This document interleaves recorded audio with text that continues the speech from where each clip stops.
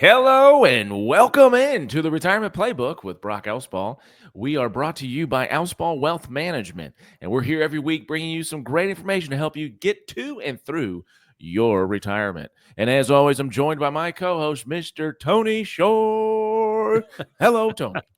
Hello, Brock Alspaugh. I am so excited about the show. We haven't done a new show in a couple of weeks because you were traveling. Yes. There's been business meetings. So I know you've been a busy guy. This is a busy time of year for financial advisors because Yeah. it seems like during tax season, a lot of people, still toward the beginning of the year, taxes are on Yeah. people's minds. Yep. Saving money on taxes and retirement's a big deal. So this is huge. Now, I can't wait to get into the show, but first I have to ask, how have you been? What's going on over there? Oh my gosh.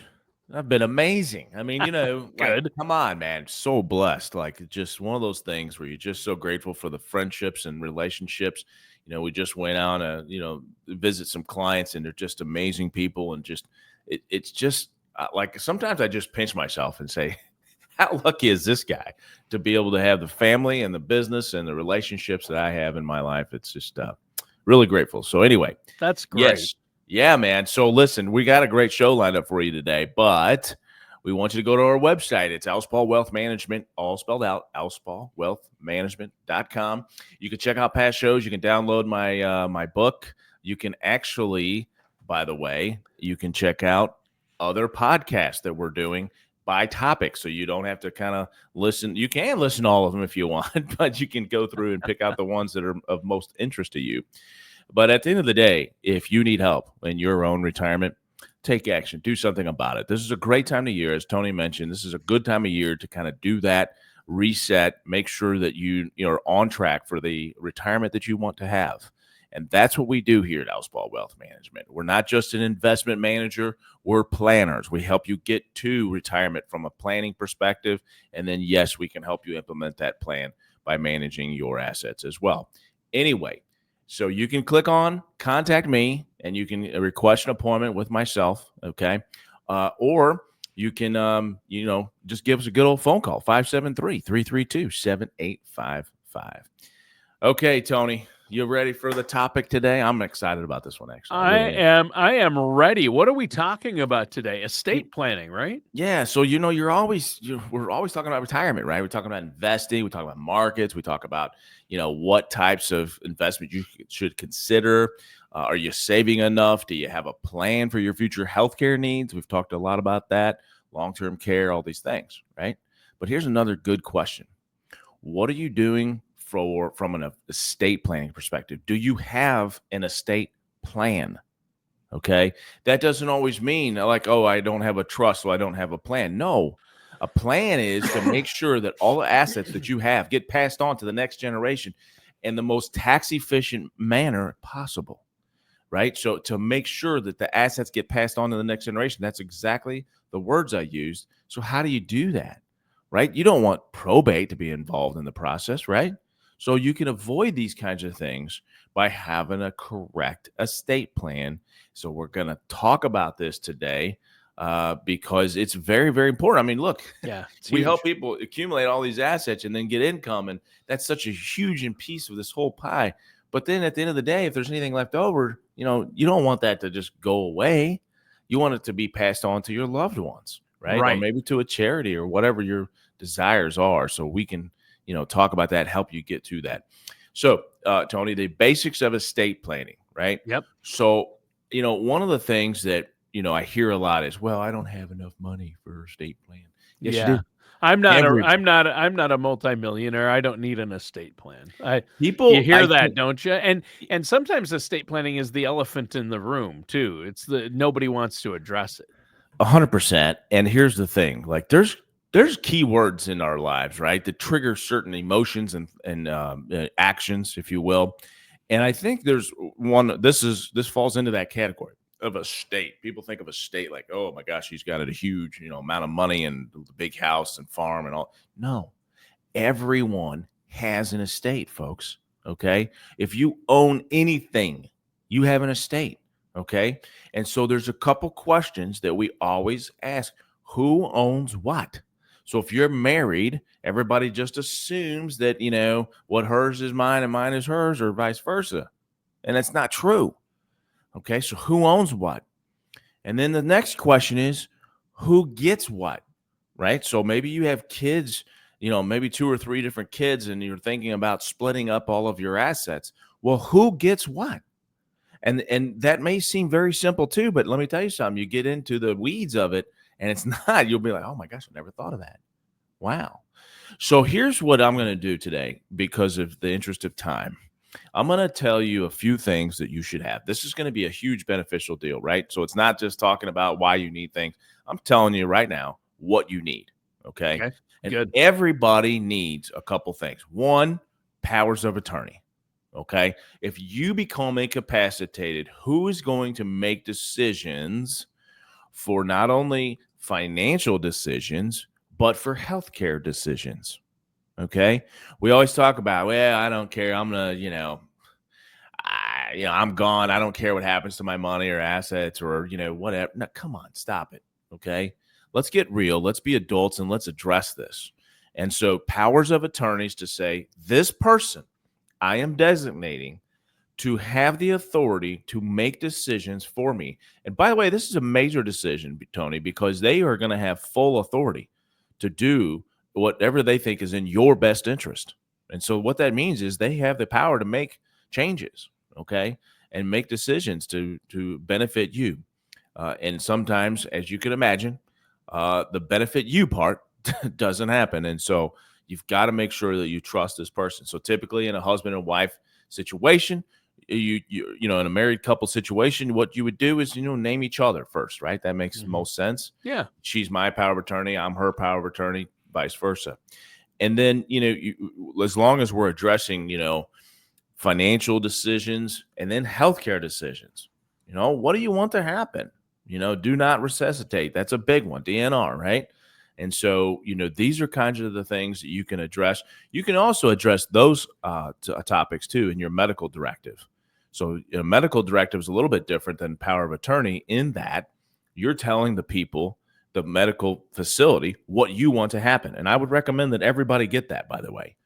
Have a medical directive on file at whatever hospital or doctor's office you have to say, this is what I want to happen in this particular situation if it arises.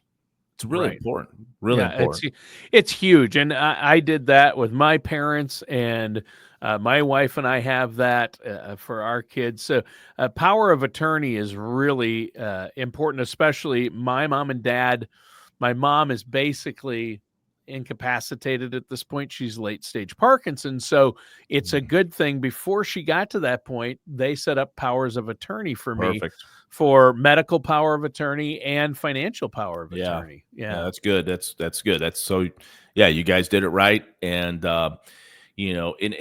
it's sometimes, like in your particular case, Tony. I don't know. You tell us, but sometimes that puts you in a tough position, right? And so to have to make decisions, so you got to make sure that if you got 3 kids and one of them is a little bit more stable and able to make decisions. So some people are just not good at making decisions, period. Right. Yeah. And so, you got to make sure you appoint that right kid or that right person to make those decisions. So, yeah. And that's another reason why I know you haven't gotten to it yet, but trusts. And that's one thing we're going to talk about. That's something else that most people out there probably need. If you don't want to leave if something should happen to you or you and your spouse, I don't want to leave everything I've got to a 20-something-year-old person all at once. Exactly. I mean, Brock, if somebody had given me $1 million when I was 21, I'd be dead in a ditch somewhere. and that money wouldn't have lasted. Let's just be honest.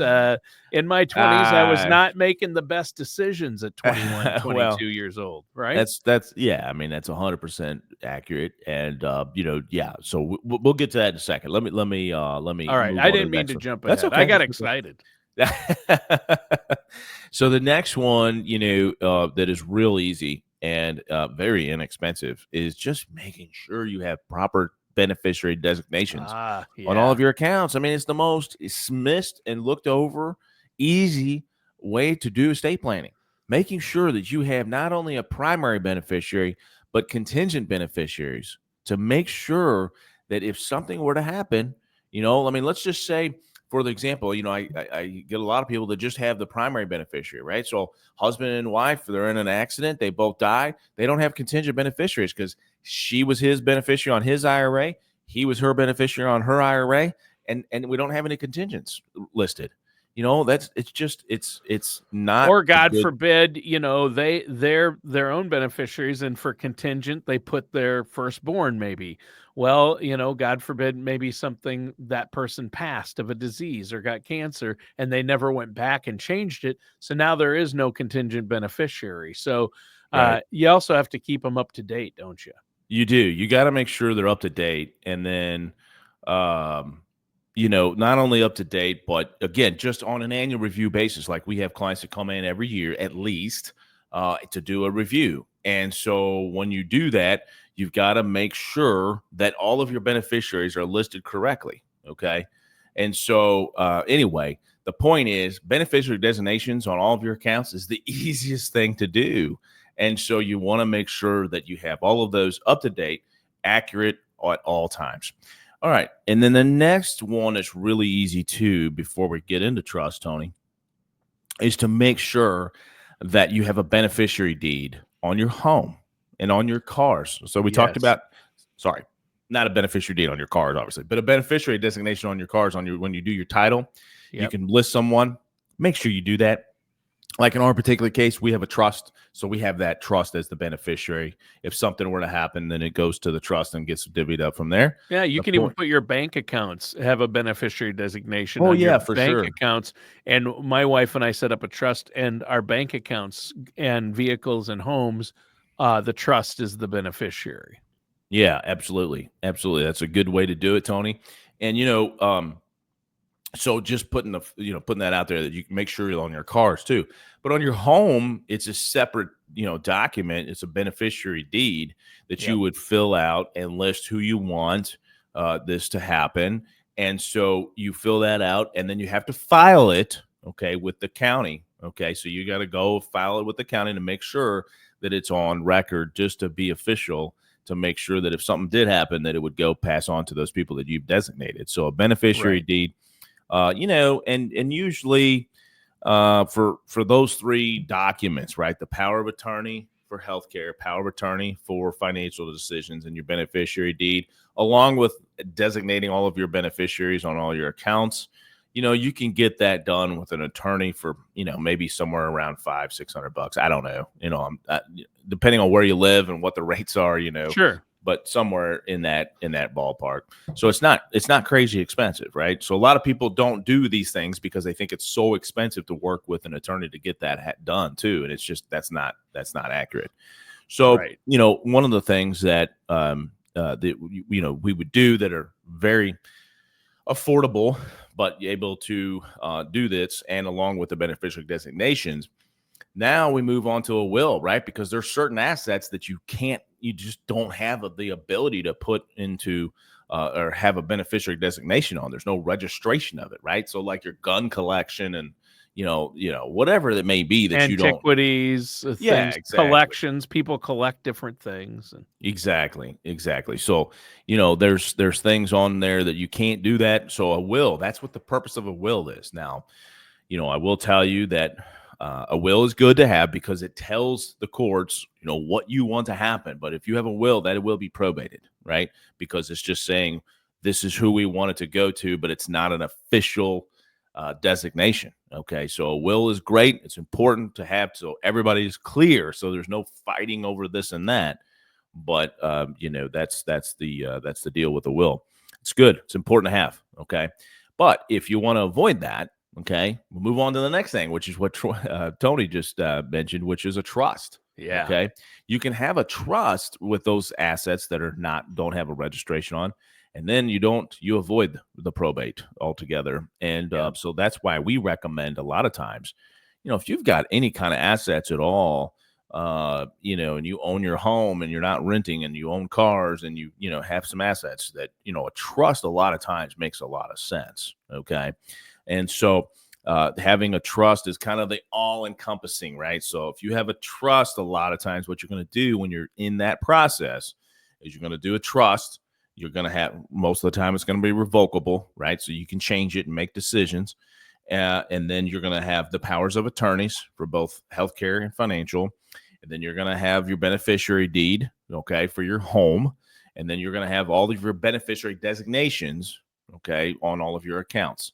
If you do those things, Tony, you should be good to go. Yep. Then you're good to go. Now, there's other things, if you're, high flyer, there's all kinds of things you could do if you're, have certain situations like special needs trust. If you have that situation, I mean, there's lots and lots of things that this thing can go different directions. I'm just talking very general here today about most people. Like, this is kind of the things that you should have and look at. Okay. Having a trust is, in my opinion, I mean, I have a trust, right, for our estate, but it really removes or helps answer the two questions: who owns what and who gets what. That's very, very important to be able to answer that on every single thing that you own. And it's so easy to forget about certain things of like, well, yeah, I mean, that makes sense. Okay, great. You might have a gold collection of coins that, I mean, hey, if you don't list them out in your trust and all of a sudden something happens and those things can disappear, right? Because there's no registration, there's no ownership of that. If you have coins, you just have coins, right? Right. And so a lot of people have that situation. And so it's important that you list those out. And all of a sudden we look around and we go, oh, I didn't know they had that. And communicate clearly with your loved ones, right? That's a huge one, Tony. So if you really, I've seen a lot, right? I've done this for over 20 years, and it's like, well, I want my kids involved in every decision that we make financially. Then we go down, well, I want them to know what I own and what I have and what I'm worth, but I don't want them to, know exactly and where everything is and all that kind of stuff. And then we have people that go, no, it's none of their business. They don't need to know, and they'll just get whatever's left over when they get it, right? So there's different levels of how people feel about involving their kids. But I will tell you, though, that you hit it right on the head, Tony. Communication. You've got to communicate with your family members of what's happening. Have a discussion. We actually have the ability for you to make a video with our clients, right? And they can make a video. So if something were to happen, they can play the video in their generational vault and they can see the message that, hey, this is what we have. This is where it's at. And Brock and his team can help you to get this done and distribute it. And it's a nice way to say goodbye financially, right? Because it's like, if something happens health-wise, you're not thinking about your money and, what's going to happen to this or that, because you're worried about the person, right? Surviving or dying or whatever the situation may be. So it's a nice way to say, hey, let's create this video. If something were to happen, they could play it and everybody understands what's going on, right? So yeah, man, communication, Tony, you hit it right on the head. I will tell you, when you're in this process, though, it's not easy. It's not easy to think about like, oh, well, who would take care of my kids, And then if that person is not around, you got to go like 3 different levels, right? When you're doing like a trust. And it's like, oh, well, if that person's not around, I don't know who I would want to take care of my kids, So it really makes you think about, what would happen and make sure that not only are your kids taken care of financially, but, just from a conservatorship point of view, I mean, there's just, it's really eye-opening, and it makes you think a lot about what's important to you and who's going to get what and who owns what, all those things. But it's I don't know. I'm sure you've been through it, Tony. I don't know, but with it my makes parents. you think. Yeah, it does. It does. And my wife and I just recently got ours updated about a year ago and went through all of this. So it is so important to get that done. And I know, Brock, that for your clients and people you work with, and for our listeners who want to come in and meet with you, I know you work alongside and have estate planning attorneys that you can recommend, right, that can help with these things. That's exactly right. And it's so important to have that set up. Don't wait. Don't say, "Oh, I'm young," or "I've got plenty of time," or Right. "I don't want to deal with that right now." I But mean, how many friends do you know that like, hey man, he's 46, 47, he got cancer, and all of a sudden, and it Yeah, goes so, and it everybody's, happens. you're doing fun. It's just, it happens. Yeah, And so don't put this off. It's like saving for retirement. Don't put it off, because the right. power of compounding and time is on your side. It's a little bit different concept, but the point is get it done, right? And so Yeah. estate planning is just as important as the income planning and the savings plans and all the things that you're doing that you're proud of and you should be proud of, but you've got to make sure it's taken care of if you're not around. And that's what an estate plan is. So give us a call at 573-332-7855 or look us up on the web at alspaughwealthmanagement.com. All right. Very important topic. Great show today, Brock. Listeners, that does it for today's episode of the Retirement Playbook with our host, Brock Alspaugh.